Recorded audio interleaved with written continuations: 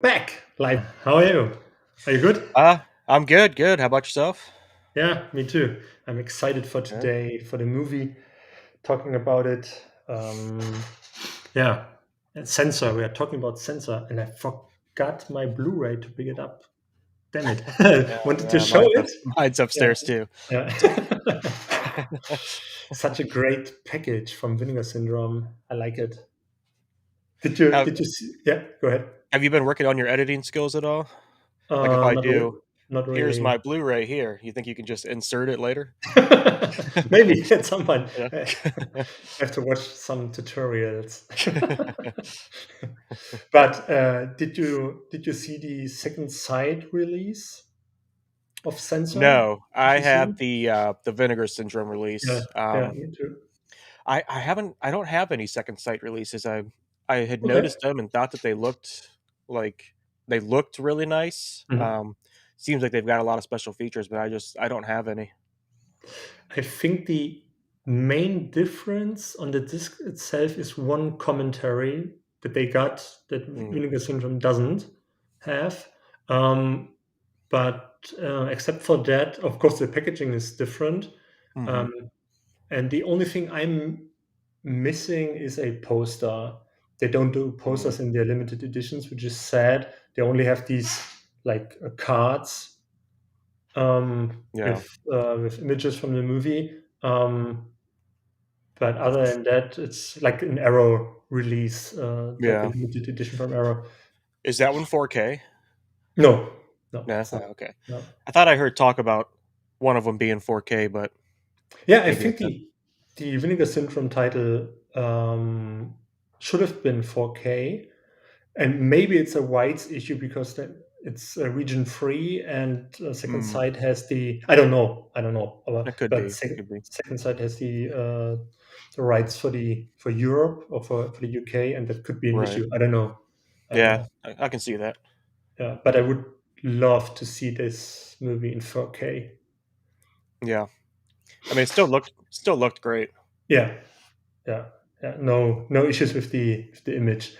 Yeah. Did you see it on a 4K TV? Yeah, right. You got one. Yep, Yeah, I did. yeah, yeah. Nice. Yeah, we can talk about the. Let's talk about the plot first. Okay. Yeah.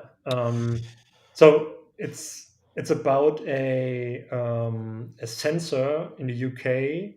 She's called Enid, and her job is basically to watch video nasty or even violent movies in general, violent movies in general, and Right.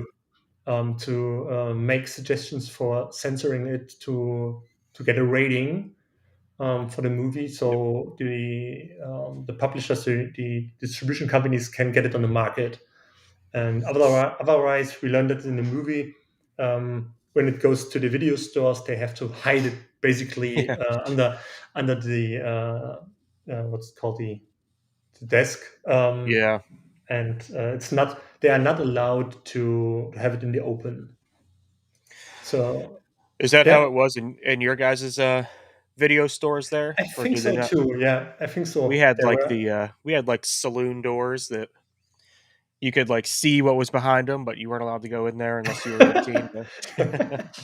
Yeah, that's so we have basically. I think the UK is the same. We have movies that are for people at the age of 18, and there are Mhm. movies that are not allowed. So we haven't. It's called an index, and every movie that's on this index is basically it's they are not allowed to sell it in the open, like on the shelves. Um, Mhm. and these kind of movies you have to either buy from Austria or Switzerland or other countries that have a German Mm. language, but or you know the guy from the video store and you ask, do you have it under your so basically like in a movie, they were not allowed to do that, Yeah. and her job is like to make the suggestions. Okay, you have to cut this, you have to cut that, so um, and then she comes across a movie. Oh, so she's also missing her sister, right?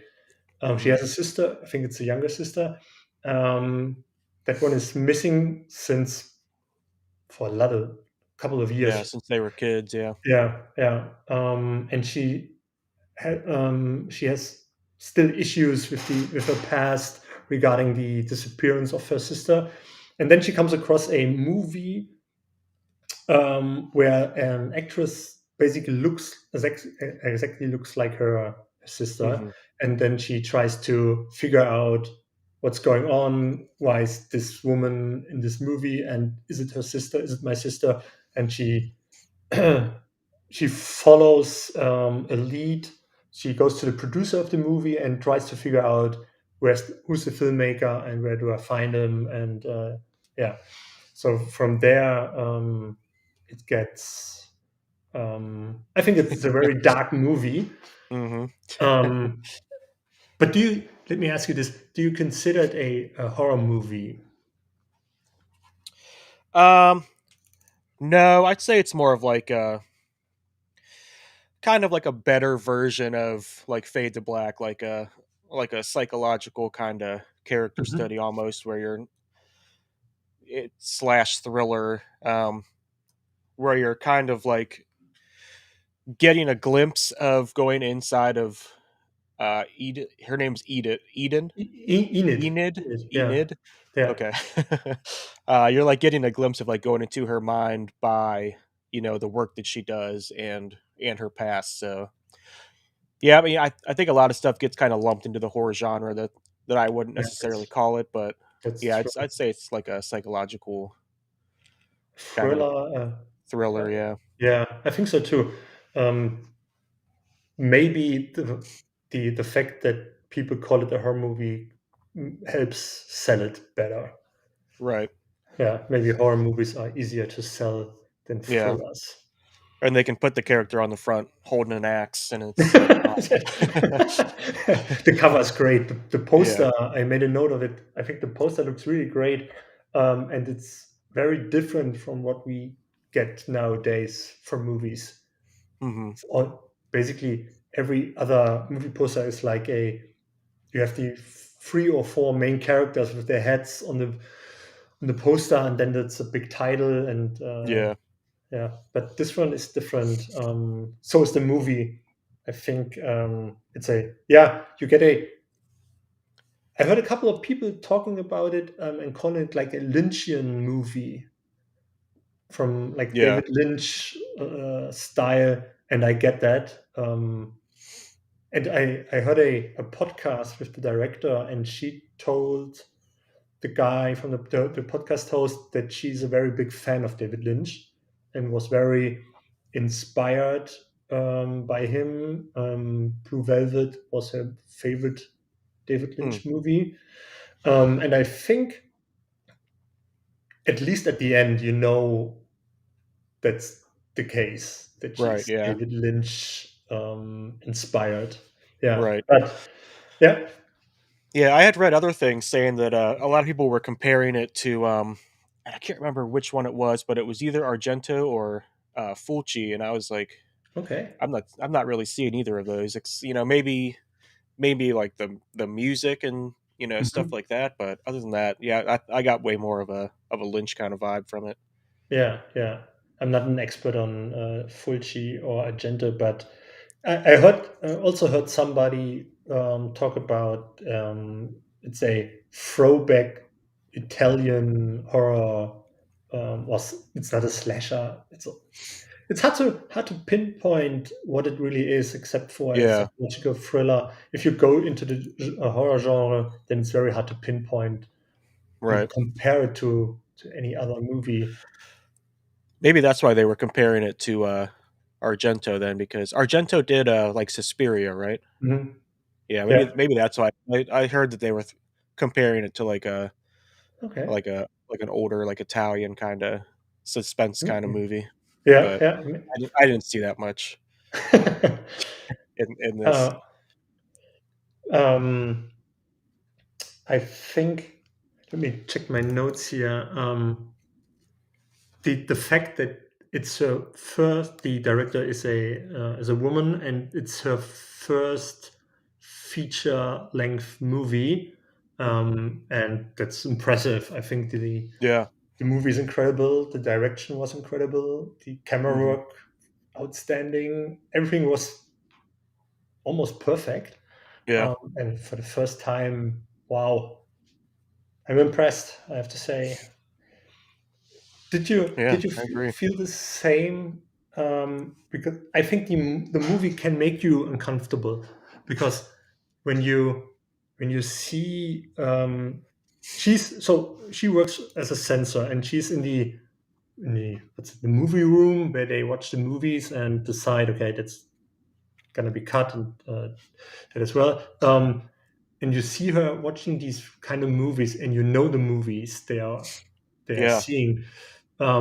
So my thoughts were in one direction. So there are people in charge who decide that you, as the viewer, don't get the movie uncut because they think it's safer for the public if they cut the Right. movie. Um, I think that's a. I think most countries have somebody like that, right? Yeah. Yeah. Um, Yeah. Studios do that all the time to, the director will hand in their movie and then they'll yeah, just make cuts to try and get the rating they want. And yeah. And I think that makes me a little bit uncomfortable because um, somebody else decides for me what what's best for me. right. Yeah, I don't like that. And of course, as a film enthusiast, we all like our movies uncut because we Right. want to Yeah. see what the vision of the director was and not what somebody in a basement office wanted Yeah. us to see. That's one thing. But the other thing is um, she she's like in a rabbit hole. The more she digs down, the more reality and her imagination blurs. You know. Right. Yeah. Did you get the same vibe from the movie? I did. Yeah. I started to notice that once she started, I mean, basically once she was reading the death certificate at the dinner table, I noticed that Oh yeah, that's the, oh my god, Well, yeah, real awkward dinner. yeah, yeah, But yeah, it seemed like ever since then, when she would start to watch the movies, she was like really letting them in more because in the beginning, she'd be watching these things with super violent gore or whatever, and she's just straight faced, yeah, unaffected by it, and then yeah, after that, she's just starts to really let it in, and it's definitely starts showing. yeah, yeah. I think so too. I think you see like a um, like a shift in her personality. Hmm. In the beginning, she's very straightforward. Her job is very important to her. She does everything by the book, so to speak. Hmm. She doesn't want to make any mistakes, and the she wants to protect the public basically from these Right. video nasty movies. Um, Hmm. and then she changes because what she sees in a movie and she thinks it's her missing sister. Right. But the dinner scene with the parents also made me very I Yeah. don't know. It was out of the blue basically, and who does it like this? Yeah. It's meet for dinner. We have to show you something. But I mean, I guess it kind of shows the point that like they're over it, they've moved Yeah, on, but she yeah, still hasn't.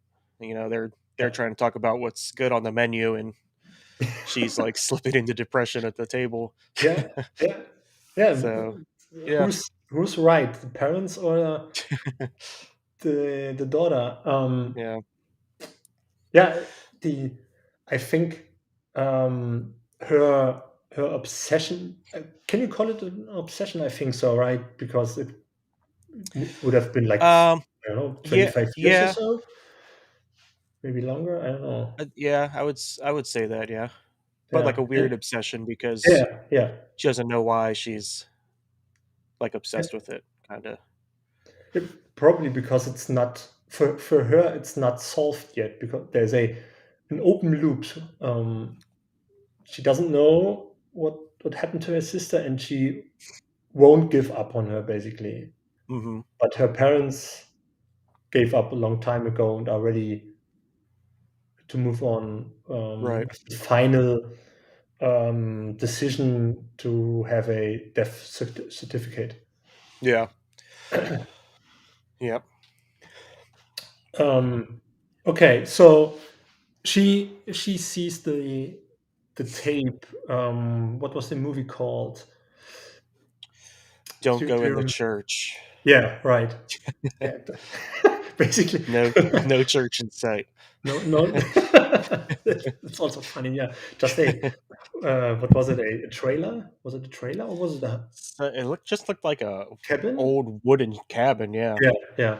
It wasn't a church. Yeah. So, but maybe that's a I don't know, but maybe it's a throwback to all the 80s horror movies. Don't go in the Right. into the woods. Don't go into the house. Yeah. There were a couple of movies with a title like that. Maybe it's a Hmm. throwback. I don't know. Yeah, I think like the whole like cabin in the woods trope is like a big 80s thing, Yeah, like Jason, a lot of those were just in like cabins in the woods, and yeah, yeah. there was literally a movie called Cabin in the Woods. So, That's true, but this one is. um, yeah.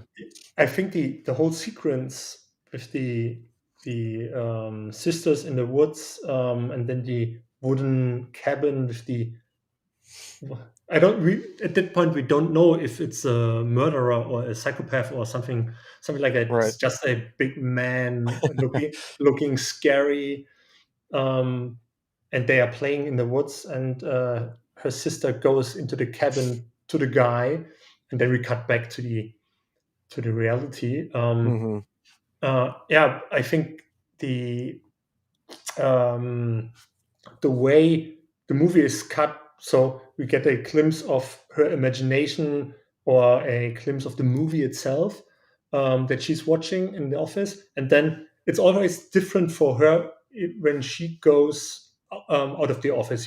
Like down Mhm. the is it the subway station. I don't know. She goes some dark alley. And Yeah. that's I think twice in the movie that's the point where we cut from the reality to her imagination every time when she goes down this route. Mhm. um, and I like that very much how they did it, and I think that made me also very I wasn't afraid, but I felt for her a little bit. Mhm. She they, I think they made a great job with her, in terms of I was hooked from the beginning because I was very interested in a movie, that helped a lot. But I think she's not charismatic, but um, she looks a little bit helpless, and Yeah. you can pity her in some way. Mhm. Yeah, And she always looks really lonely. yeah, Doesn't talk to anyone. yeah, yeah, and I think that's the reason why I felt for her the whole time, even though we don't know a lot about her except for the her past with her sister and what she does for a living. Right. Um, but in some way, thinking about it, they managed to make us care about her. Mhm. And most movies when we don't know that much about the main character, they don't accomplish that. At Right. least to me. Yeah. Yeah, I think so too. They did it really without even like, much of an effort. I think it was just more so just her. She always had that, kind of look on her face where Yeah, yeah. you can you can like tell exactly like, how like sad and downtrodden she is, and she doesn't even have to speak lines to get that across. Yeah, that's true. Very good acting. Yeah. Maybe the fact that most of the time she was alone. She was alone in her apartment. Mhm. She watched these movies most of the time. Not every time, but sometimes she watched those movies alone. Right. Um, and maybe you get the feeling that somebody like her shouldn't go through this, like watching these Yeah. brutal movies. I don't know. Maybe that's a thought that pops in my head right now.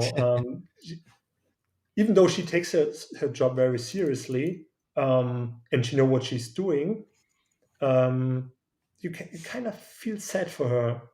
Hmm. And then the thing with um, the in the UK, the guy who eats the face of his wife or something like that, and Hmm. it gets back to her because she decided in a movie to keep a certain scene, and Right. the journalists get wind of it and blame her for the death of the Yep. woman. And I feel sad for her, even though I don't know. What about you? I didn't get the point. Why? How do the journalists get to know that it's her? That it was her work? You know? Yeah. I don't know. And maybe that's something that like, we should touch on where, the movie I feel like takes place in the 80s where it's, where this like whole video nasty craze started Yeah, over there, which, we were talking about beforehand, but um I mean maybe there it was like a bigger deal than what we might expect, maybe. Yeah, something like that. Maybe the um movie or the company that she works for, maybe they let that info out, or maybe they yeah, have like a list on file of who lets these out. maybe. So it was like how many people worked there? Like five, six. Yeah. So could have been very easy for the journalists to figure out who worked on Yeah. these movies. Maybe it's that. Yeah. It wasn't a big issue for me, but still a little strange that the journalists get to yeah, get the information in some way, Right. um, and how they treated her afterwards. So Hmm. yeah, that also made me feel for her even more, because she did her job and mistakes happen. So Right. And that kind of goes back to what you were saying before, where, you don't like the idea of, someone deciding what should be yeah, in the movie or not. And I thought it was interesting that, they had like a round table kind of where they were going hmm, around getting everyone's opinion. And I was just like, wow, so it just really depends who is yeah, actually watching your movie that day yeah, yeah. is the version you get. And I was just like, wow, that's It's messed up, is it? yeah. And there should at least be like a standard or something, not just, Yeah, some guys one yeah, opinion to the next. yeah.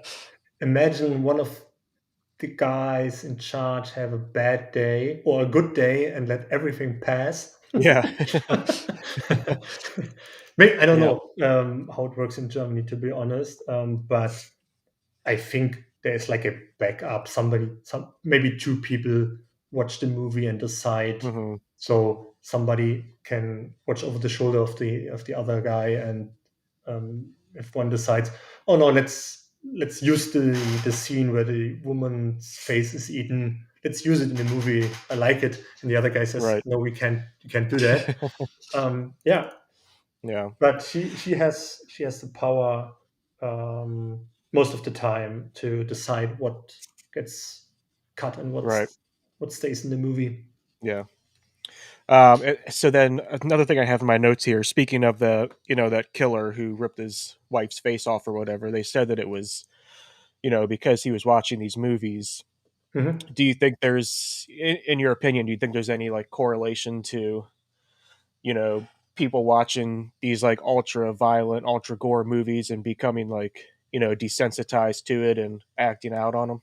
Yeah, that's a good question, and I think you can debate for weeks about it. Yeah. But my opinion is, yeah, you can be influenced by everything you see and do and hear, but in the end, it's still a decision you Right. make, and you have to be responsible for it, no matter what. So I think it's a media trap. The media picks Right. it up and blows it out of proportion because somebody went crazy and they research, okay, what kind of movies did he watch, what kind of video games did he play, something like that. Hmm. And to me, it's too easy to blame movies and video games. Yeah. Yeah, a video game doesn't, in my opinion, a video game doesn't make you do anything. It's you, so you can Right. watch whatever you want. And so why? So we watch a lot of movies where a lot of violence is happening, and we do nothing. Yeah. And why is it that other people go crazy? Yeah. Yeah. I It's the was same thinking with about me. it too, and I was thinking back to when like me and my brother were kids. We had like a local video store, and they would just let us rent anything we wanted. We went in there a couple times with our parents, and they let us rent horror movies. So then, Yeah. we would go in by ourselves, and they'd be like, "Oh, here." So we were like 10 and 8 years old. We were watching, like Make Them Die Slowly and like Necromantic and all this stuff. So nothing happened to us. So Yeah, yeah, that we know of. So I think I think it does just come down to the person and that decision being made. And yeah. yeah, Has to be because I thought otherwise, that was interesting that they decided to kind of include that in there, kind of like Mhm. Yeah. yeah.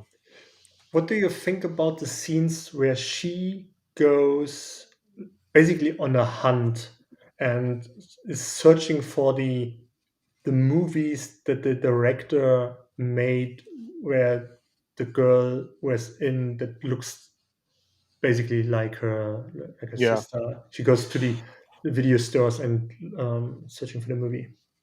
right. Yeah, I thought that those were like hilarious at first because she went to the secretary or whatever at her job and was like, kind of get Mhm. a list of these, and she was like, "Well, if you don't know what the movies are, this is going to take me like a week."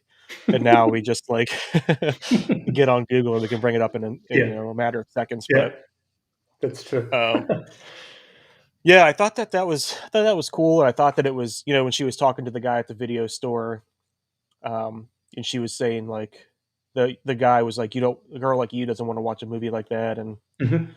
she decided to use her experience and saying like, Yeah. "Oh, my favorite one is this," and I love this scene when I forget what it was, but she was like, it was a masterpiece, and Mhm. I thought that was really cool. Yeah, me too. I like that. Where she knew more about the movies than he did because Yeah, she watched the movies for a living. It's awesome. Yeah. yeah, But also I think um, the way she went into I call it a hunt because she was on the hunt for movies from the director. I forgot his name right now. But um, I really liked it because it reminded me of the 90s, where we went to a video store and looked for movies that we couldn't get otherwise, of course. Um, hmm, and I can't remember if we could rent everything or if the guy would have said, "You are too young," or "That's not for you," or something like that. right, And like the scene you mentioned where he tells her, "You, a girl like you shouldn't watch movies like that." I really like that. yeah. Yeah. Um, yeah. I was a fan of video stores back then. Let me, let me check. You still have any out there in Germany? Any video stores? In Berlin, probably. Yeah. In the big cities, We've definitely. got we've got nothing that you can rent from anymore. We have Redbox, which Okay. gets like nothing good in it. So we have nothing. I miss it. I think I think Berlin has even some independent video stores where you get like art house movies. Hmm. But I would love to have a video store like it's not for rent at the archive, the Vinegar Syndrome archive. Hmm. Um, I would love to have something like that, a store where I can go and get movies that nobody else has. Yeah, Yeah, I would love to yeah. have We that. have we have quite a bit of those. Just nothing that you can just go and rent from. Yeah, yeah. I think Berlin has only a big chain. It's called Yeah, Video World. Yeah, they still have those, and you can rent DVDs, Blu-rays, video games, whatever. right. But they are slowly dying. Yeah, Yep. yeah. It's too bad. Sad. Yeah, it's very sad. All right. Do we want to jump into spoilers here and talk about the end, or Yeah, definitely. We are going to talk about the end. okay? Let me check my notes here. Before we go to the end, let me ask you this: what do you think about the producer guy, the guy who showed up at the censor's office and brought the Real movie? creeper guy. Yeah. Yeah, I didn't know.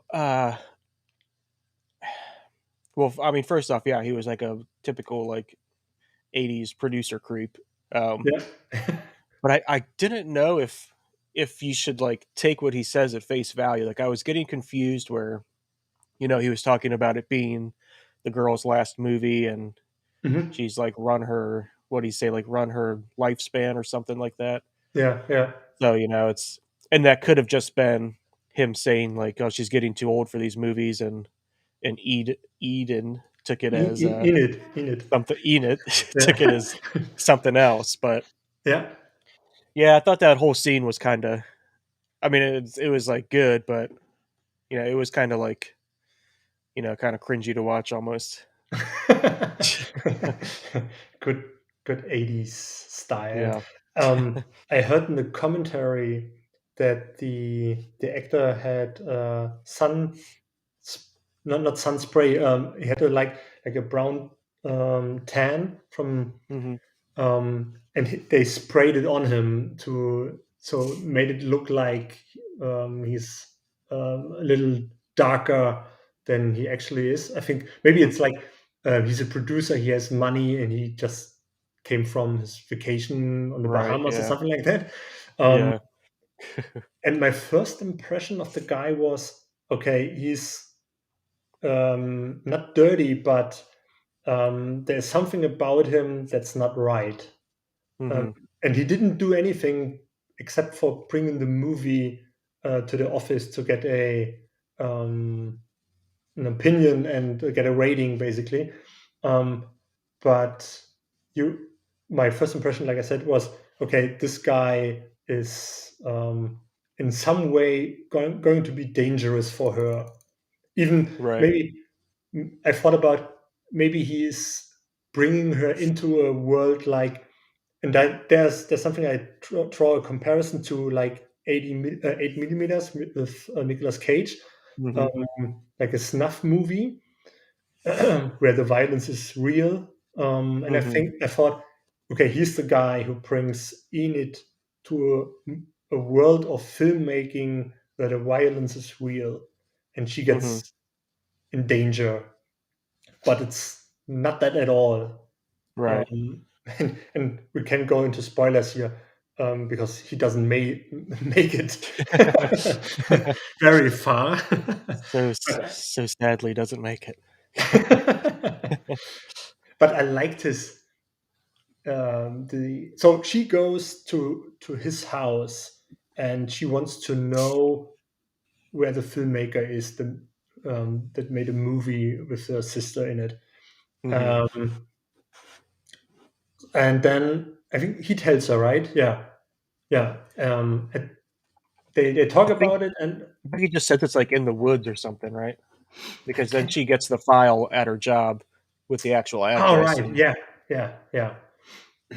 um, but he thinks she is there because she wants to have sex with him, and he right, approaches her and wants to make out, and she pushes him away, and then he falls over into a what was it? A golden statue or something yeah, like some that. kind of whatever award he received. Yeah, yeah, and that's the first kill of the movie, basically, Hmm. unintentionally. But he falls over, and with the back of his head, um, right on the statue, and the statue comes out of his mouth, piercing. through his spine, and then he drowns of his own blood. I think. Yeah. Yeah, it was a cool scene. I think. Yeah. So in that scene, I think kind of going back to what you said about him being like the snuff film kind of guy. Yeah. Eden, I'm not gonna get her name right ever, so I'm just gonna. um, she like brought up that like, oh, I've seen this room in a movie, and it was like Yeah. a Yeah. rape scene in one of his movies. So like, is he like doing like snuff movies where he's like Yeah. actually doing this stuff? And That's true. Yeah, his uh, office, his desk was it? I think that was in the yeah, movie. Yeah, yeah. That guy was creepy is the right word. I think yeah, creepy from the beginning, but of course it was intentionally from the filmmakers to do so. But in the end, he was not the guy she was looking for because he was just a producer and he has I think he had nothing to do with the disappearance of her sister or hmm, even what's shown in the movie. That's all the director's idea. right, So and then she goes back to her office and looks for the documents where the address of the filmmaker, the director, is. And that's basically before we go to the end. At what point do you think that's a question I was thinking about. At what point in the movie do you think her reality blends with her imagination so much that she can tell the difference and we as the viewer can't either? I think when she is talking to the director in the woods, and Okay. he keeps screaming like, what does he say? Like, enter your story or something. Yeah, yeah, because he thinks she has a dark Yeah, place inside her she has to enter. I think at that point, I mean, I think it was definitely like a lead up until then, but I think like at that moment, she's just like, she Yeah, kind of like yeah, flips a switch and yeah. she's there. Yeah, that's a good point. Yeah. Maybe he was the tipping point for her. Yeah, um, because I think you get a lot of hints during the movie. Okay, is this real or not? Is right. he is she imagining it or is she really experiencing it? But yeah, maybe you're right. The scene with the director in the woods, so she gets to the woods and there is a makeup artist who thinks she is a actress for the movie, and then she Hmm. gets a dress on, gets makeup on, and then she goes into the woods where the director is waiting for the actress, and no, neither him nor the makeup artist know what the actress looks like, and Right. both think she is it. So that was a little strange, but I think Yeah. at a low budget movie, maybe the Yeah. director is just happy to have. Yeah. Well, they had that little part where the one of the producers like came up to the window of that trailer and was like, no one's showing up, so maybe they just thought she was like Mhm. someone the agency sent, or they were just happy someone was Maybe, yeah, there, like you said. yeah, yeah. Could be, yeah. Thinking about it, there is not really a point in the movie where I think, okay, that's just not plausible for me. I don't believe that. Hmm. I think everything that happens, like the thing with the journalists and also the thing with her being the actress for the movie, you can explain in some way. I think you can find a way Right. to make it believable.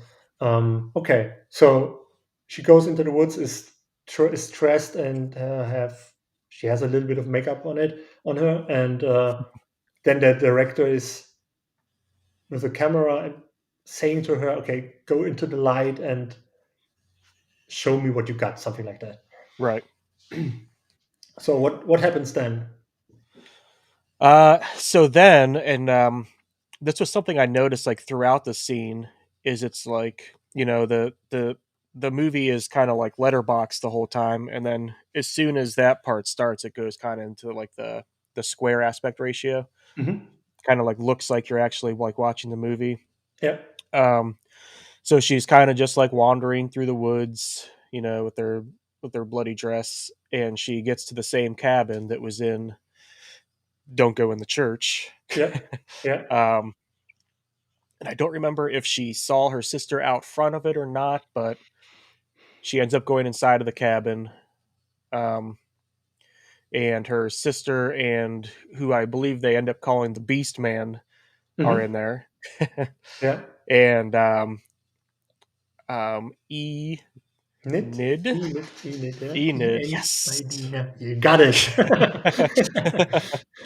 um, thinks that her sister is in danger, so she takes the axe and just hacks away at the Beast Man. Oh, Um, yeah. um, and then you kind of see that you know they are just filming a movie there. Enid thinks that it's real life. The Beast Man says like, "Oh, that's not in the script," and Yeah. they cut away to the film crew, and the like, boom mic guy just throws up. um, and then from that point on, it's just kind of you know Enid trying to escape with their sister, and kind of I think up to your own interpretation as to Hmm. what you think happens. Yeah. Which I'm One. wondering if we're on the same page here. Yeah. But one thing I was wondering, who gives an actor or an actress in a movie a real weapon? Yeah. Maybe it's a budget choice because maybe they couldn't afford a fake axe and they have to Right. had to had to use the real one. That maybe that's Yeah. the only thing. Yeah, I was not expecting that at all. No, no, no, me neither. That was at that point. I think you saw in her um, the the rage she had, Mhm. um, and I think the director asking her to enter her dark place was successful Mhm. with his demand. So she went very dark Mhm. and killed the big guy, the Beast Man, very brutally. It Mhm. was yeah, I didn't count it, but many. uh, Yeah, there was one initial, and then after that, I was going to ask you, since you did just recently watch *Malignant*, what did you think of the little malignant head popping out of his chest there for a second? yeah, good point. Also surprising. Yeah.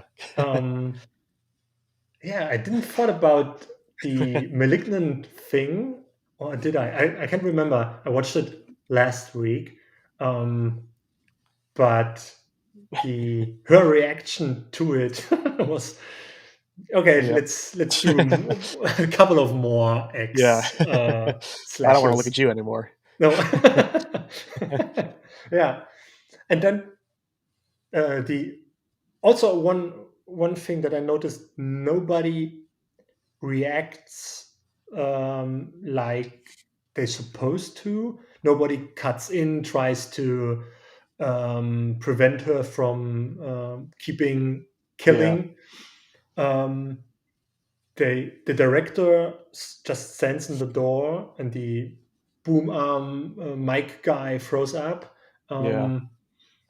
And then she runs out, and the sister runs out into the woods, and then the kind of yeah, that's the point where you probably lose some viewers.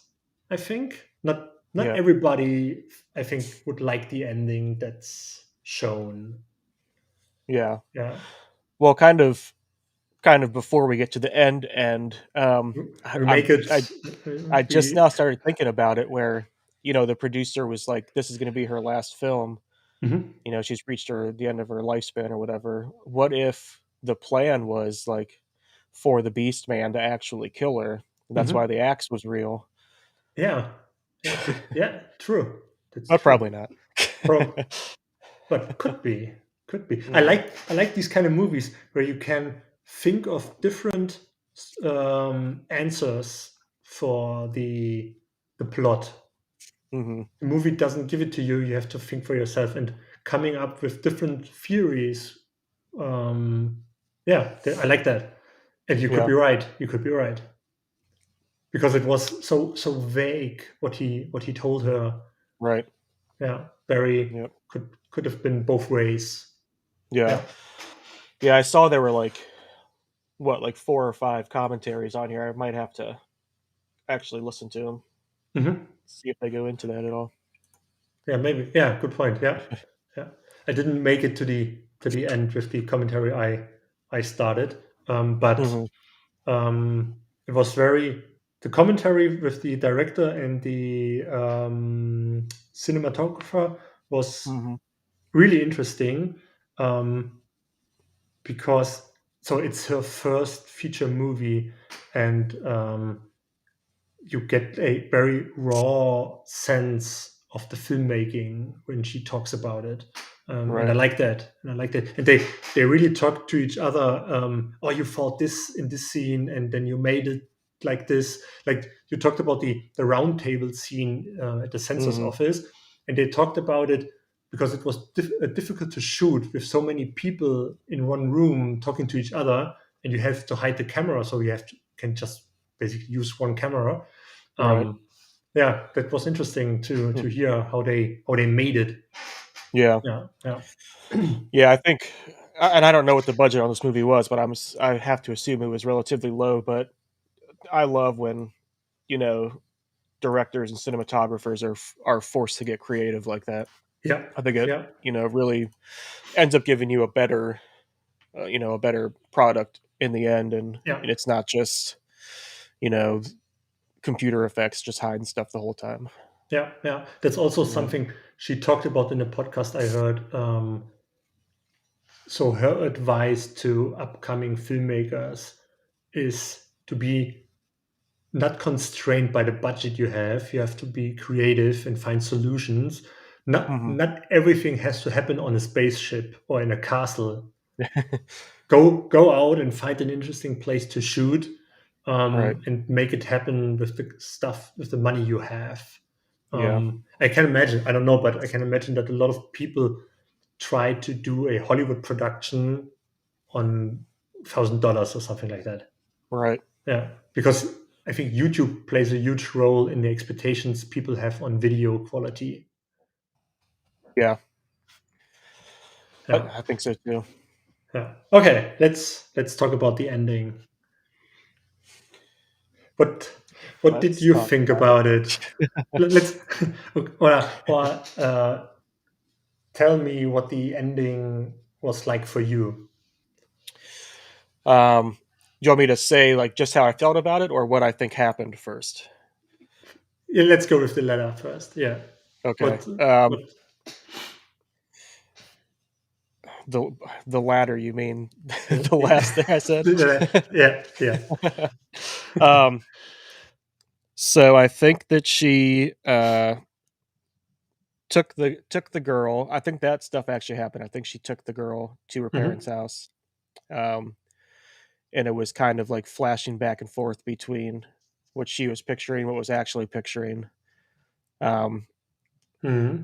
and I think that she did kill her sister as a child, and Okay. she has been just repressing it, kind of like censoring her own memories Yeah, this whole time. yeah. Um, and when she finally like brings the sister back, I thought it was great because it's like, in her mind, the sister's running up, they're hugging, she's happy, but when it splits back to what's actually happening, it's like, she's screaming like help me, the parents are like terrified, like what's happening. Hmm. um it, I thought it was a really the only way you could end this movie. um I'm trying to think of the other cool part. Oh, when they're still in the woods, um and the actress says like I have a sister and it's not you. Hmm. Hmm. She kind of like, completely loses it, goes all the way into her kind of, insanity with this, and like pulls out the editing, Yeah, yeah, controller and like, yeah, in her mind like re-edits it, but in reality she's like, taking this girl as a hostage to her parents' house. yeah, yeah. That's how I took it. What did you think? Now thinking about it, because the director mentioned it, one of her favorite movies is also American Psycho. Mm. And in this movie, I think everybody has seen it by now, so I can spoil the ending of American Psycho. At the end, Patrick Bateman isn't sure, or is sure, that everything he tells his lawyer is real, and his lawyer says you're talking bullshit. Right. Yeah, that reminds me of Censor, of the ending, Mhm. because I also think that she censored her own life in a way. Mhm. Um, and I have to rewatch the movie to say something about thinking if I think she killed her sister. I don't know, but your theory sounds good to me. That could be the case. Yeah. Um, and I very much like the people call it the lynching ending, where it's a like a dream state. And what I saw was the way the perfect family life is shot and portrayed in the ending is exactly like the cover of the VHS she picks up in the video Yeah. store. Yeah. I think I wrote it down. It was called the Day the World Began. Mhm. So that's another hint at the fact that she's imagining the perfect ending where she's reunited with her sister and her Right. parents. Um, And I also think that the perfect ending is not the real ending, because the back and forth between the good and the bad, Mhm. or the even it's even worse than bad, the horror terror vision. Right. Um, I think there's truth to it, and she went so crazy in her head that she made a lot of things up and Right. censored everything out that she didn't want to see or have or think about in her life. Mhm. Yeah. And Yeah, and I yeah. and I kind of got the idea that the parents kind of knew what happened, and Yeah, maybe maybe. Yeah. she just like kind of, you know, I don't want to say got away with it because she was a kid, but maybe there was some sort of other circumstances, but I think that's why they're saying like, we know she's dead kind of deal, and um, Yeah. stuff like that It's where not your fault. yeah. The scene where they played in the in the woods, right? And she sent her sister into the cabin, right? Mhm. Yeah. Maybe while playing, the sister died, and she could have done something about it. Right. Yeah, But something like that. yeah, her mind over basically turned the reality into something that didn't happen. So in her mind, the sister disappeared and didn't die, Right. and but the parents knew, okay, while playing, the sister died by accident or something like that, Mhm. and they didn't blame her for it, and they got over it, but she didn't, because deep down she still knows that she did something that Right. was Yeah. horrible. Yeah, yeah. Yeah. Yeah, and I think I it's like I like that. yeah, I thought the ending I thought was, easily the best part of the movie. Kind of that whole third act, kind of starting with when she goes to that trailer in the woods to get her makeup done. I think from that point on, it was just awesome. It was just kind of like like a fever dream where it starts off kind Yeah, of tame and then it just keeps like spiraling down and to what ends up actually happening at the end. yeah, yeah. I agree. I agree. The whole, let's say, two-third of the movie, basically, it's a one big setup for the ending, with Mhm. her going crazier and crazier, but without, I think, without showing us too much, because we still don't know, if she's, imagining everything or if it's the Mhm. reality, and what happened to her sister we still don't know, and we still don't know at the end, but, what she did by going to the, film location and then killing the big guy, with the Mhm. axe and going insane basically, um, that's the a very satisfying, ending to a great, let's say, the first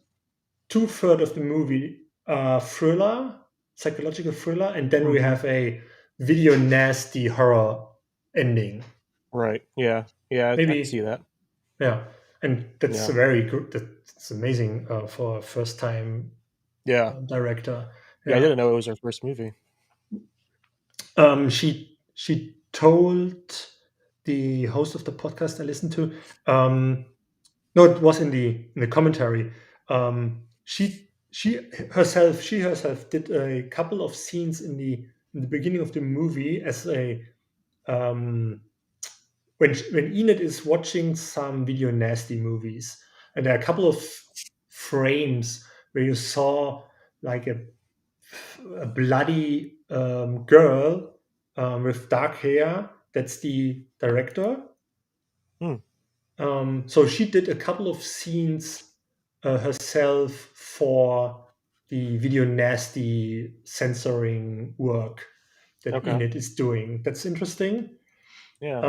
And they talked about shooting it with an iPhone. That's also interesting. Um, Like yeah, just the video nasty scenes, or yeah, I think so. I okay. think so. Yeah. And Yeah. she did That's. a video.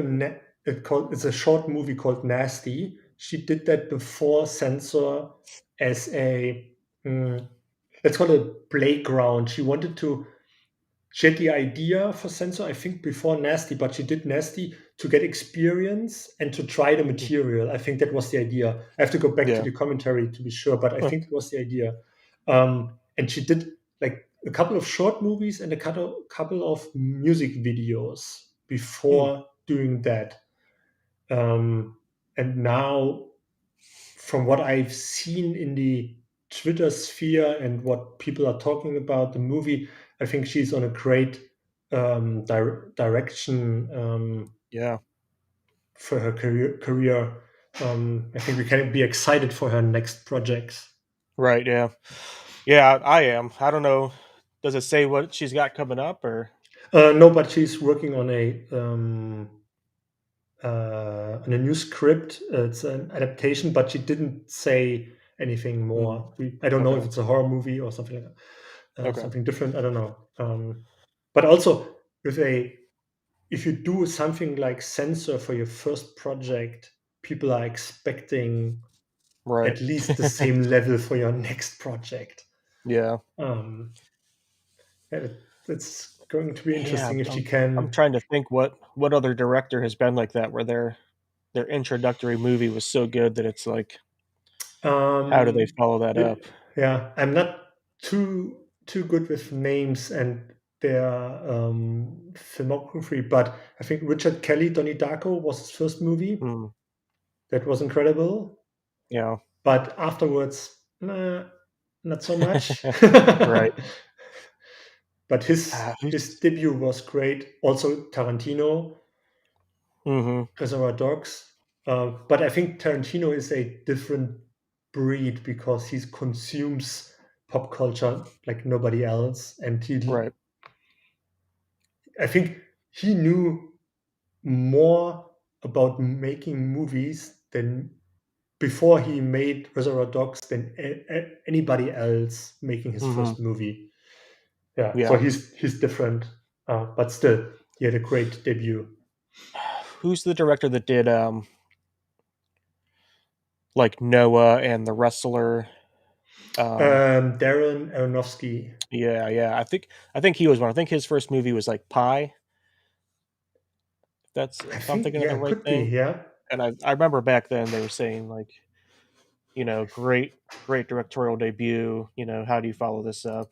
I think that Yeah, was let him. me check. I think if so, Pi is amazing. I check Letterbox here. Um, Darren Aronofsky made Pi. Yeah,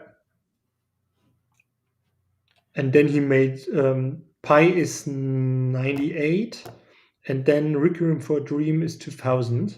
Mm, And he made The Wrestler, Mother, Black Swan, The Fountain, which is one of my favorites.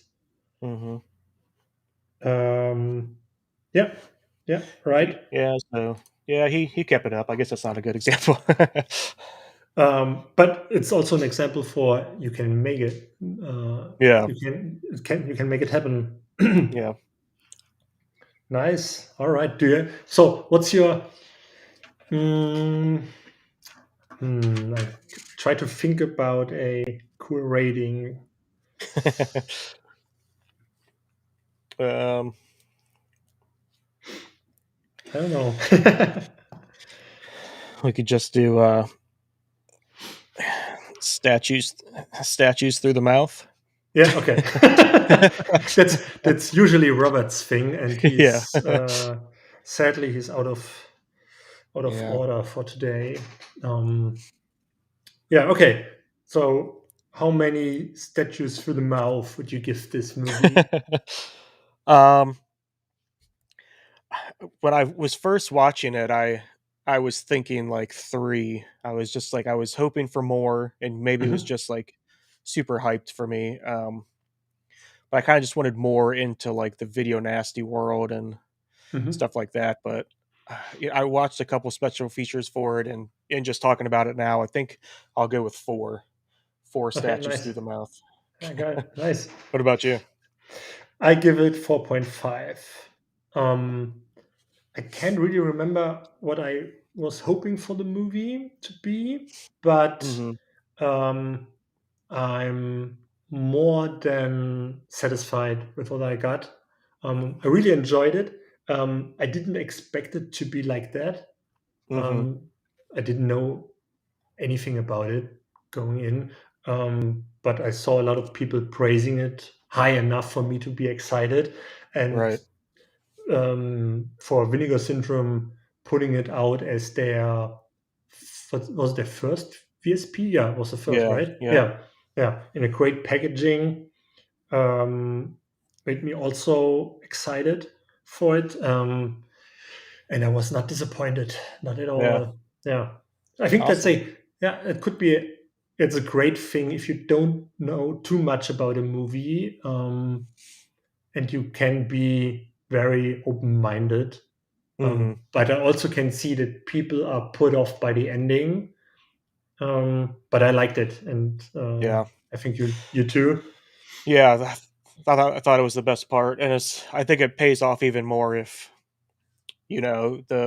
the first two acts are kind of just like slow build up. So I think the ending pays Mhm. off even more if you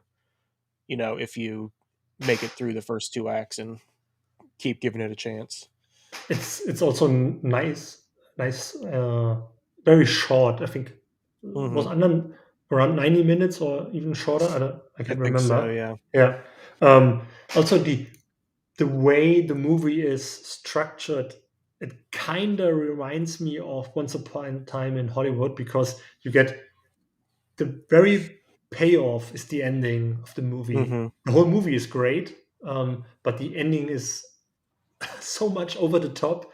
Um, it's um, maybe she also drew some inspiration from Once Upon a Time in Hollywood, because she said that Tarantino is also one of her favorite directors, or at least she was very inspired by his work.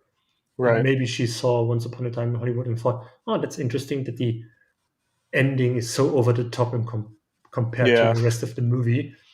Right. Yeah, works for me. Yeah. Awesome. Well, I Nice. guess. I guess like a last little topic, kind of after watching this movie, it's we're just watching Vinegar Syndrome movies here on the live stream, and Yeah. they're all old, kind of like uh, like not great movies. So Yeah. how do you feel like doing this and watching like a new good movie now? And do you think that this is something that Vinegar Syndrome should continue to do? Yeah, I would love that. Yeah. I think my cup of tea are movies like that, made today, but they look like or take place Mm, in the past, like the 80s, 70s, or right. whatever. I like that because I think so. I'm someone who, if I'm watching a movie from the 70s, like a grindhouse movie, and everybody, for example, Last House on the Left, Hmm. where Wes Craven is introducing the movie with something, it even says so on the poster. You have to think, tell yourself it's just a movie, something like that. Hmm. And that raises the expectation for me beyond anything else, and then the movie doesn't deliver because I'm expecting violence I've never seen before.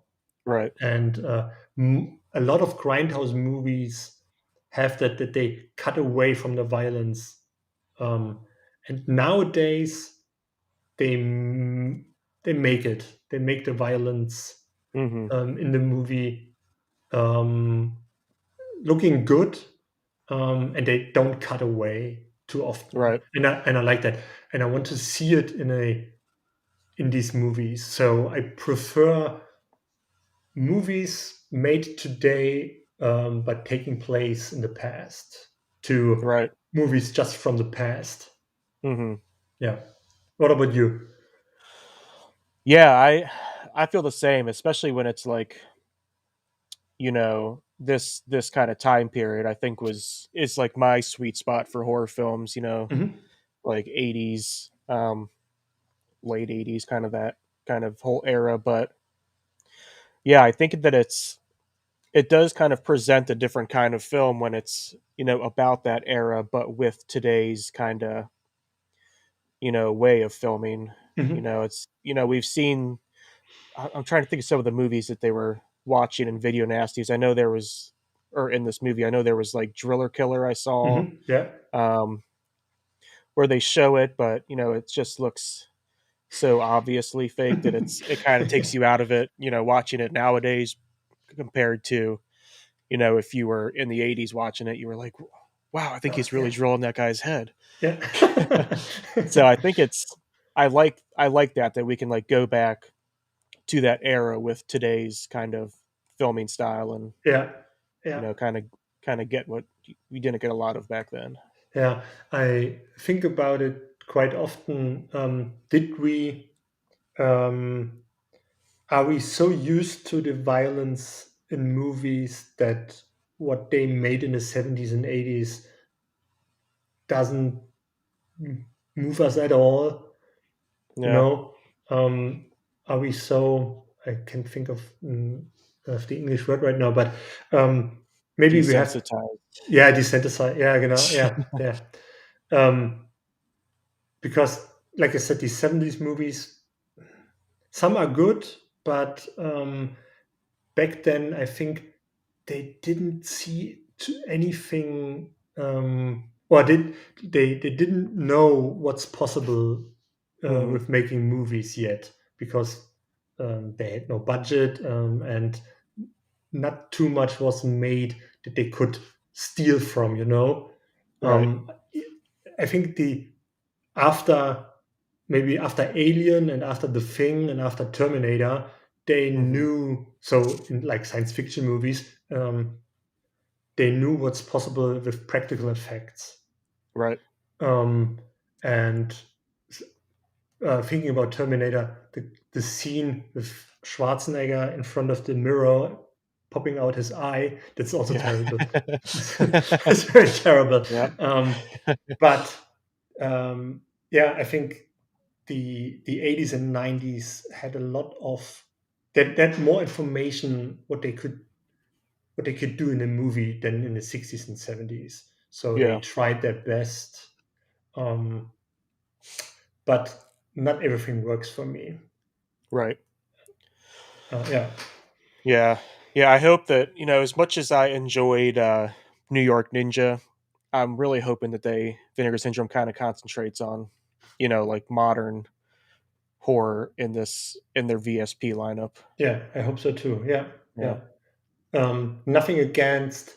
I'm glad they find old movies and Mm-hmm. give them new life. But I would also appreciate it very much that they find new projects from Mm-hmm. 2020, 21, 22, and so on, and package them well and put a lot of special features on the disc. Right. And like also, I got here the Scary of 61st. It's Mm-hmm. also from, I think it's 2020. It's very new. It looks like a movie from the 80s or 90s, early 90s maybe. Haven't The way watched it's it yet. shot. Is that a Um, VSP yeah, or just? Oh, is no, it okay? yeah, Nice. um, I didn't realize that. yeah, but that's different because they made it. I don't know, maybe it's shot on. I don't know what's shot. Let me check because it's interesting. It's what doesn't say really. 21, 81 millimeter, 81 minutes, so very short, Mm-hmm.